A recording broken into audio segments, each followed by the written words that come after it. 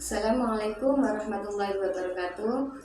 Perkenalkan anak-anak, nama saya Muzayana, biasa anak-anak panggil dengan Bu Ana.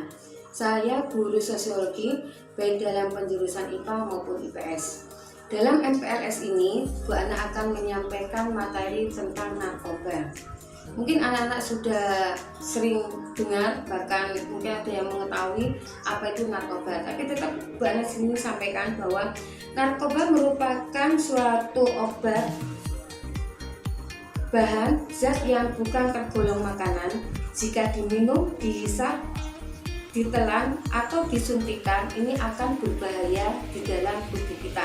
Kenapa? Karena zat ini akan merusak jaringan otak kita.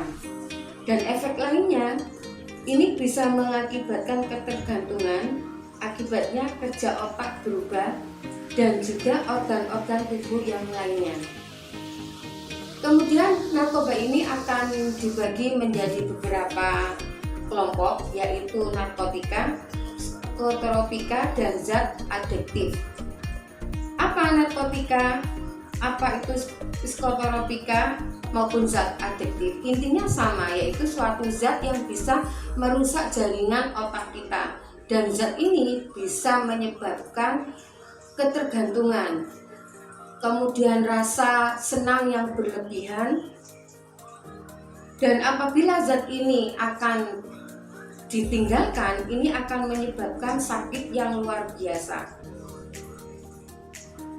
Kemudian gejala dini dari penyalahgunaan narkoba, Di sini yang pertama adalah susah diajak bicara. Jadi biasanya anak yang sudah menggunakan narkoba di sini, anak ini akan susah diajak bicara. Dia condong untuk jadi pendiam. Kemudian sulit terlibat kegiatan.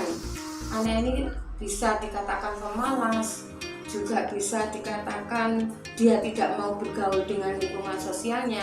Jadi dia sulit sekali terlibat dalam kegiatan sosial. Kemudian suka berbohong, mudah marah, emosinya tidak stabil ya. Kemudian pulang terlambat tanpa alasan. Jadi biasanya anak yang menggunakan di sini ada gejala-gejala seperti ini. Pulang tengah malam, bahkan dini hari, di sini tanpa memberikan alasan. Dan kalaupun nanti ada teguran misalnya dari orang tua dan lain sebagainya, emosinya sangat tinggi sekali. Itu gejala dini dari anak yang menggunakan narkoba. Kemudian ada juga kita bisa melihat secara fisik, ciri-ciri fisiknya. Yang pertama, biasanya anak yang menggunakan narkoba ini adalah jalannya sempoyongan, bicaranya agak pilu, tampak terkantuk-kantuk, jadi sering ngantuk ya, karena memang pengaruh dari zat itu. Kemudian kamar tidak mau diperiksa, selalu terkunci, selalu tidak ingin orang lain mengetahui secara kepribadiannya, atau di dalam kamar itu sendiri ada apa, ada sesuatu yang disembunyikan atau ada sesuatu yang dirahasiakan. Kemudian sering menerima telepon atau tamu yang tidak dikenal. Jadi teman-temannya yang di luar yang mungkin sama-sama pengguna narkoba. Ditemukan obat-obatan, terdapat tanda bekas suntikan ataupun sayatan di bagian tubuhnya, sering kehilangan uang atau barang orang-orang yang ada di rumah, yang mungkin ini untuk dia membeli narkoba tersebut. Kemudian ciri dari psikologis penggunaan narkoba di sini malas belajar. Jadi dia kalau tahu dia belajar, dia biasanya malas. Kalau di kelas biasanya tidur, mudah tersinggung dengan teman-temannya. Meskipun misalnya temannya bergurau atau omongan apa sedikit, dia mudah tersinggung, emosinya tinggi. Kemudian sulit berkonsentrasi, jadi agak kehilangan konsentrasi. Itu ciri psikologis. Selanjutnya, kalau dilihat dari perubahan perilakunya, dia sering menghindari kontak mata secara langsung karena mungkin dia merasa ada sesuatu yang disembunyikan. Jadi dia tidak mau melakukan kontak mata secara langsung. Kemudian seperti tadi yang sudah saya sampaikan, berbohong atau manipulasi keadaan, kurang disiplin, bengong dan linglung, biasanya suka melamun, suka matanya itu, tatapan matanya itu kosong.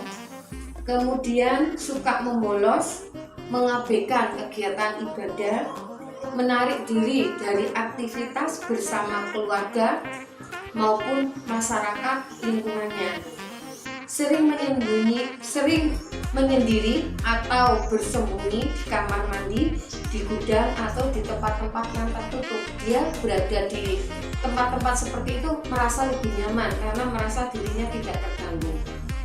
Kemudian apa sih sebenarnya faktor yang bisa menyebabkan anak itu menggunakan narkoba? Di sini yang pertama, dia pengenalian diri yang lemah. Jadi dia masih mencari jati dirinya. Dan di sini ini sering sekali anak-anak yang salah pergaulan ini bisa menyebabkan faktor seseorang itu untuk menggunakan narkoba karena mungkin teman-temannya juga seperti itu.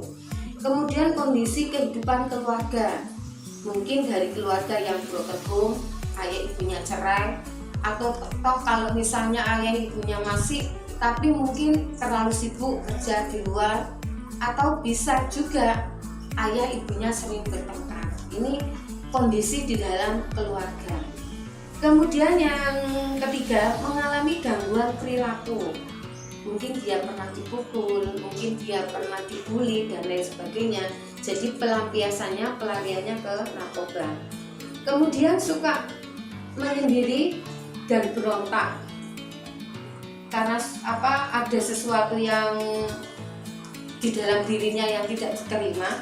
Biasanya di sini entah itu tadi seperti tadi, keadaan keluarganya, keadaan lingkungannya, sehingga pemberontakan dia bisa jadi dengan lari ke narkoba.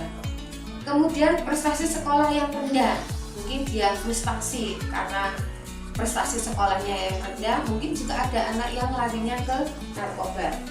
Kemudian tidak diterima di kelompok, terutama kelompok yang positif, kelompok teman-teman yang baik, merasa dia dikucilkan, merasa dia tidak diterima, sehingga akhirnya dia berteman dengan teman-teman yang salah dan ujung-ujungnya lari ke narkoba.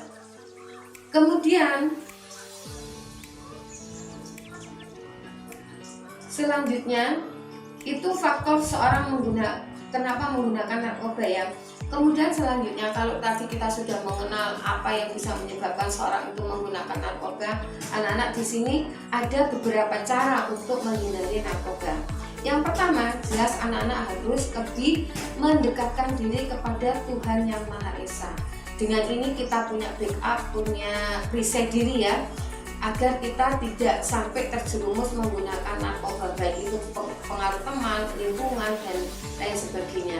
Itu merupakan perisai diri kita agar kita tidak terpengaruh dengan penggunaan narkoba.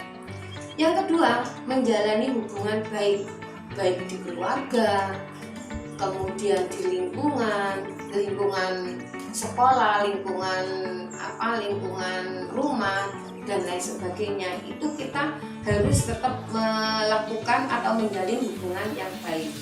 Yang ketiga, menyelesaikan masalah. Nah, di sini biasanya anak-anak remaja ada juga yang banyak ya yang mempunyai masalah tapi tidak diselesaikan, tapi lari dari masalah itu. Nah, dengan seperti ini tidak menyelesaikan masalah malah lari, biasanya larinya ke hal-hal yang negatif, terutama ke narkoba. Kemudian menentukan masa depan yang nomor 4.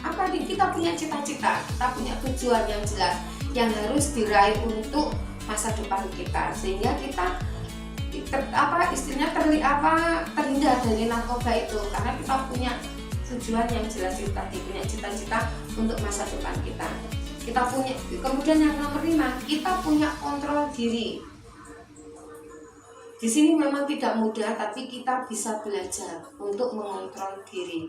Kalau kita emosi, kalau kita frustasi, kalau kita punya masalah, dan ini kita harus punya kontrol diri. Bagaimana? Ya tadi, kembali kepada Tuhan Yang Maha Esa, dengan keluarga kita, dengan teman-teman baik kita dan dengan menyelesaikan masalah-masalah kita dengan baik. Kemudian komunikasi yang efektif. Apa komunikasi yang efektif? Misalnya kalau kita punya orang tua yang memang kerjanya di luar rumah lebih banyak dibandingkan di rumah, kita tidak perlu volume atau waktu yang banyak, tapi kita cukup dengan komunikasinya efektif, cepat, padat, tapi bermanfaat. Jadi apa yang menjadi masalah anak-anak, apa yang ingin disampaikan anak-anak ke orang tua, meskipun dalam waktu yang sedikit, itu dimanfaatkan, digunakan dengan sebaik-baiknya. Kemudian yang nomor 7, pengetahuan narkoba dan bahayanya. Jadi anak-anak harus mempunyai pengetahuan tentang apa itu narkoba, apa itu bahaya dari narkoba, bagaimana menghindarinya dan lain sebagainya. Dengan pengetahuan narkoba yang cukup, insya Allah anak-anak akan terhindar dari penggunaan narkoba. Sekian paparan dari Bu Ana tentang narkoba, dampaknya dan bagaimana cara menghindarinya. Mudah-mudahan apa yang disampaikan Bu Ana pada pagi hari ini bisa bermanfaat bagi anak-anak semua. Sekian, akhirul kalam. Wassalamualaikum warahmatullahi wabarakatuh.